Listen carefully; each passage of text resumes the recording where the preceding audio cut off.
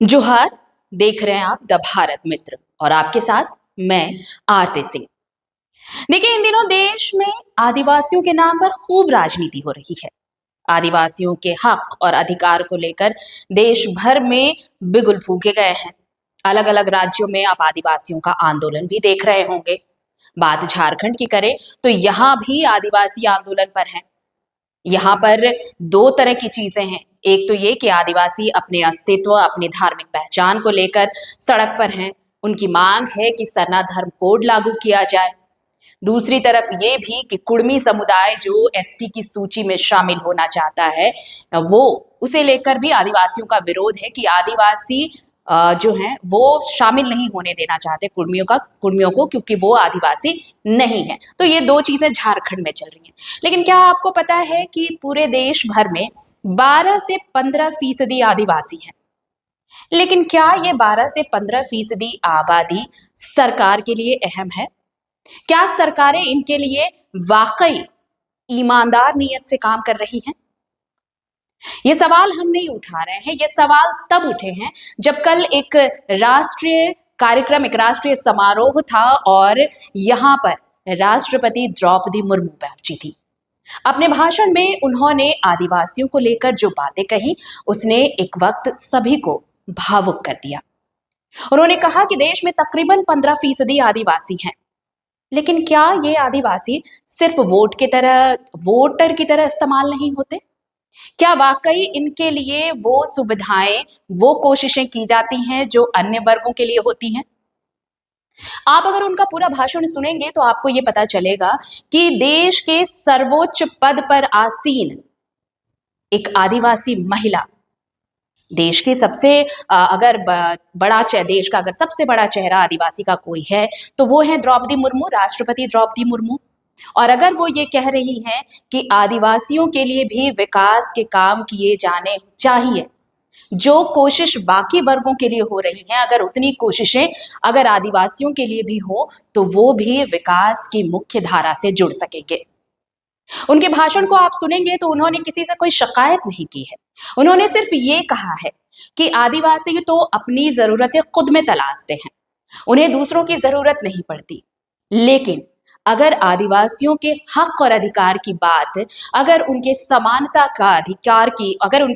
के अधिकार की बात करनी हो, अगर उन्हें मुख्य धारा से जोड़ने की बात करनी हो, तो उसके लिए एक ईमानदार कोशिश की जरूरत होगी।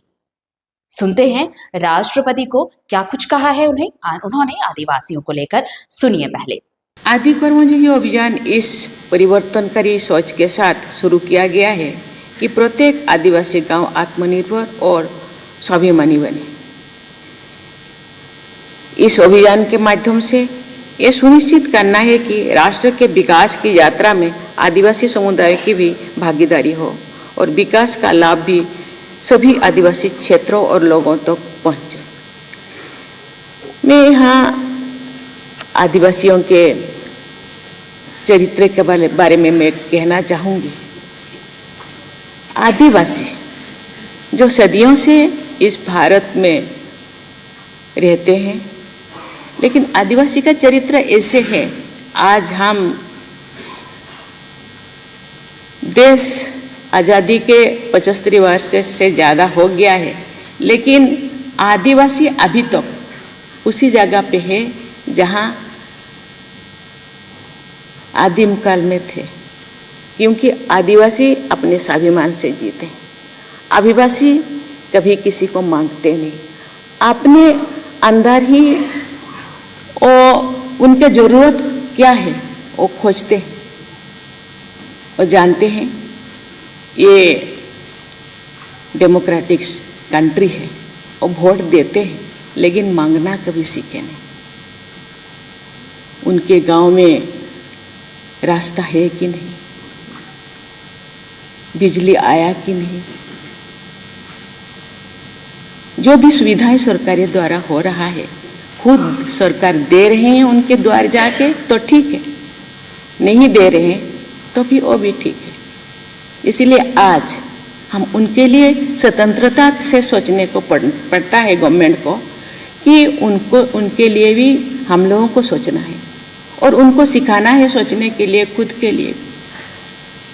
आज बहुत सारे आदिवासी भाई बहन IAS IPS तो बन गए हैं।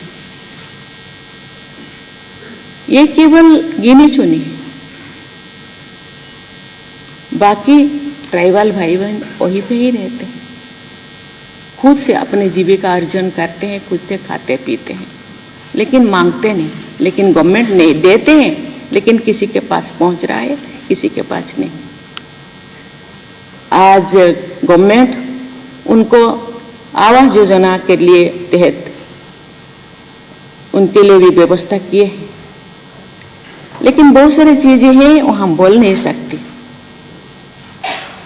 क्योंकि वो आते हैं, मीटिंग आते हैं, उनके नाम इंक्लूड नहीं किया जाता, लेकिन बार बार वो कट जाते हैं। इसीलिए गवर्नमेंट आज स्वतंत्रता से स्पेशली उनके लिए सोच रहे हैं। उनका घर होना चाहिए, उनके बच्चे स्कूल जाना चाहिए, उनके गांव पे रास्ता होना चाहिए, बिजली होना चाहिए, पानी होना चाहिए। स्वतंत्रता से हमको सोचना चाहिए और उनको सिखाना चाहिए, कुछ बोलना सीखे, खुद के लिए, खुद के समाज के लिए कुछ करना सीखे। हम लोगों को सहयोग करना होगा और उनको भी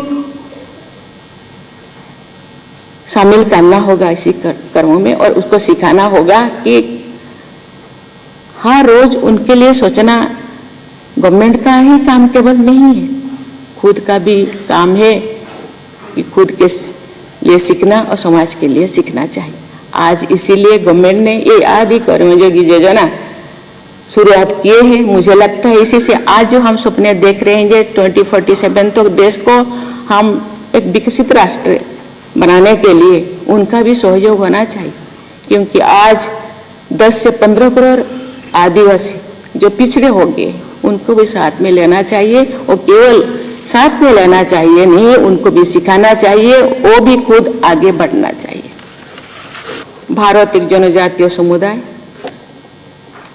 देश की सामाजिक सांस्कृतिक विविधता का महत्वपूर्ण हिस्सा है। जनजातीय परंपराएं हमें याद दिलाती है कि विकास प्रकृति के साथ सामंजस्य में ही होनी चाहिए।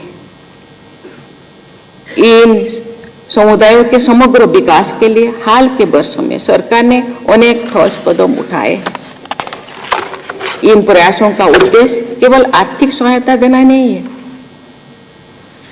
बल्कि जनजातीय समाज को शिक्षा, स्वास्थ्य, रोजगार, तकनीकी कौशल और शासन व्यवस्था में समान भागीदारी के अवसर भी प्रदान करना है। सरकार ने जनजातीय क्षेत्रों में आधारभूत सुविधाएं का तेजी से विस्तार किया है। सड़क, बिजली, स्वच्छ जल, स्वास्थ्य केंद्र और विद्यालयों की पहुंच बढ़ाई गई है। शिक्षा के माध्यम से जनजातीय युवाओं को मुख्य धारा में जोड़ने के लिए आवासीय विद्यालयों और छात्रवृत्ति कार्यक्रम की व्यवस्था की गई है।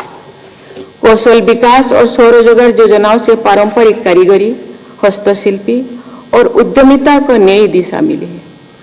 इन प्रयासों से न केवल आजीविका के साधन बढ़े हैं, बल्कि आत्मविश्वास और आत्मनिर्भरता की भावना भी मजबूत हुई है। देवी और स्वजनों, आदि कर्मयोगी अभियान के द्वारा ग्राम सभाओं और समुदायों के नेतृत्व वाली संस्थाओं को सशक्त बनाने से जन भागीदारी की भावना को मजबूती मिली है। इस अभियान में हमारी आदिवासी समुदाय के ज्ञान और प्रकृति के प्रति प्रेम का सम्मान भी निहित है। देश भर में आदि सेवा केंद्र की स्थापना स्थानीय शासन को मजबूत करने की दिशा में एक महत्वपूर्ण कदम है। ये केंद्र सिंगल विंडो फैसिलिटी सेंटर्स के रूप में कार्य करते हैं। देवी और स्वजनों, मुझे ये जानकर बहुत खुशी हो रही है कि प्रगति के साथ साथ जनजातीय समाज की संस्कृति, परंपराओं और ज्ञान के संरक्षण पर भी ध्यान दिया जा रहा है। आदि संस्कृति जैसे पहल ये दिखाती है कि सांस्कृतिक पहचान और आर्थिक प्रगति दोनों ही विकास के पूरक स्तंभ है। जनजातीय विरासत को डिजिटल टेक्निक से जोड़कर पारंपरिक ज्ञान को संरक्षित भी रखा जा सकता है और उसका प्रचार प्रसार भी किया जा सकता है। हम सब जानते हैं कि यहाँ 1500 से ज्यादा जनजातीय ग्रुप से, उनका भाषा, उनका रहन सहन, उनका संस्कृति, उनका बोलचाल अलग अलग है। इसीलिए उनके भाषा संस्कृति आहिस्ता आहिस्ता विलुप्त हो रहा है। तो जब इस मंच पर राष्ट्रपति द्रौपदी मुर्मू भाषण दे रही थी और आदिवासियों के हक और अधिकार की बात कर रही थी, तो ये साफ था कि आदिवासियों के लिए आवाज उठाने वालों को एक ईमानदार कोशिश की जरूरत होगी। आदिवासियों के नाम पर सिर्फ राजनीति, सियासत या उन्हें सिर्फ एक वोट बैंक समझना, ये इतना ही काफी नहीं है।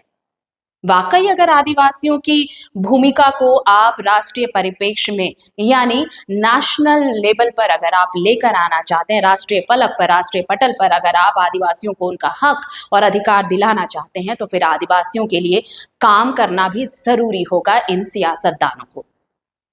उन्होंने किसी का भी नाम लिए या फिर किसी भी पार्टी की ओर इशारा करते हुए, इशारा किए बगैर ये संदेश दिया कि अगर हम चाहें तो इन 12 से 15% जो समुदाय है आदिवासियों का, उनका विकास बेहतर तरीके से कर सकते हैं। वैसे भी आदिवासी आदिकाल से खुद की जरूरतें खुद में तलाशते हैं और वो जानते हैं कि उन्हें कैसी परिस्थितियों में कैसे जीवन जीना है। तो बजाय सिर्फ उन्हें सियासी मोहरे के इस्तेमाल करने के, जरूरत इस बात की भी होनी चाहिए कि आदिवासियों को उनका हक और अधिकार मिले। आदिवासियों के लिए अगर सरना धर्म कोड की मांग हो रही है, तो अगर राष्ट्रपति का भाषण आपने पूरा सुना होगा, तो वो ये भी कहते नजर, उनके शब्दों में ये भी है कि उन्हें भी अपने अस्तित्व को जो वो आदिकाल से तलाशते आ रहे हैं, उन्हें भी उनकी पहचान मिलनी चाहिए। तो आदिवासियों के हक की बात करने वाले सिर्फ और सिर्फ अगर सियासी मोहरा समझते हैं उन्हें, तो ये गलत है। अगर वो भी मेन स्ट्रीम में आते हैं, मुख्य धारा में आते हैं, तो वो भी राष्ट्र के विकास में एक अहम भूमिका निभा सकते हैं। तो बजाय आदिवासियों के नाम को लेकर हो हल्ला करने के, शोर शराबा करने के, जरूरत इस बात की है कि राजनीतिक स्तर पर भी उनके लिए सिर्फ उन्हें सियासी मोहरे की तरह इस्तेमाल करने की बजाय उनके लिए काम करने की जरूरत होगी, ताकि वो मुख्य धारा से जुड़ सकें और उनका भी विकास बाकियों की तरह हो सके। जोहार, नमस्कार।